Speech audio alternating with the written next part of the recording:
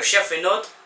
இன்றைக்கி நம்ம பார்க்க போகிற ஒரு டிப் வந்து பார்த்திங்கன்னா கார்லிக்கை வந்து பூண்டுலேருந்து அந்த தோலை எப்படி எடுக்கிறதுங்கிறத பற்றி தான் இன்றைக்கி பேச போகிறோம்.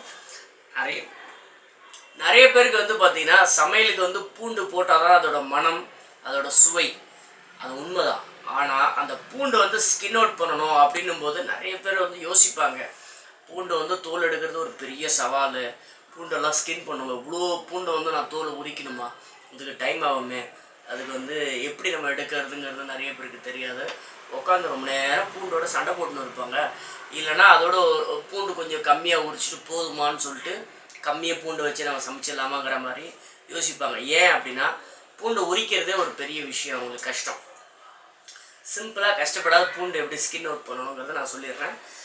நார்மல் கார்லிக்கை வந்து பார்த்திங்கன்னா ஒரு பூண்டை ஒரு ஏர்டைட் கண்டெய்னரில் போட்டு நீங்கள் வந்து நல்லா ஷேக் பண்ணிங்கனாலே அந்த பூண்டு வந்து பார்த்திங்கன்னா உடஞ்சிரும். ஃபர்ஸ்ட் ஆஃப் ஆல் திரும்ப இன்னும் நல்லா நான் ஷேக் பண்ணிங்கன்னா அதில் உள்ள ஸ்கின் எல்லாம் வந்து பார்த்திங்கன்னா கொஞ்சம் கிராக் ஆகி ஓப்பன் ஆகிடும் அந்த ஸ்கின் எல்லாம்.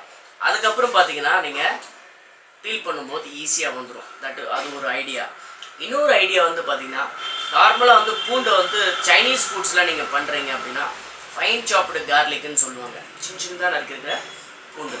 அப்படி இருக்கும்போது பூண்டை வந்து ரா பூண்டே வந்து நல்லா சாப் பண்ணிடணும் சின்ன சின்னதாக.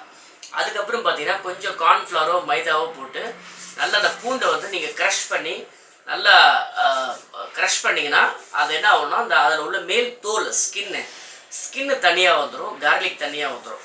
அதுக்கப்புறம் நல்லா ஒரு ரன்னிங் வாட்டரில் நல்லா ஓடுற தண்ணியில் வந்து பார்த்திங்கன்னா அந்த கார்லிக்கை நல்லா வாஷ் பண்ணணும். வாஷ் பண்ணிவிட்டு பார்த்திங்கன்னா அந்த ஃப்ரெஷ் பூண்டு சாப் பண்ணி ஸ்கின் இல்லாத பூண்டெல்லாம் அடியில் வந்துடும். இந்த தோலெல்லாம் தண்ணி மேலே வந்துடும். அந்த தோலெல்லாம் நீங்கள் எடுத்துகிட்டு தனியாக அவுட் பண்ணிவிட்டு அந்த மைதா மாவோ கார்ன்ஃப்ளவர் எதுவும் இல்லாத அந்த கார்லிக்கை நல்லா க்ளீன் பண்ணிவிட்டு ஒரு ட்ரை கிளாத்தில் நல்லா நீங்கள் அந்த ஈரமே இல்லாத நீங்கள் நல்லா அதை ஒத்திட்டிங்கன்னா அந்த பூண்டெல்லாம் பார்த்திங்கன்னா நல்லா ஃபைன் சாப்டு கார்லிக்கு தனித்தனியாக வந்துடும்.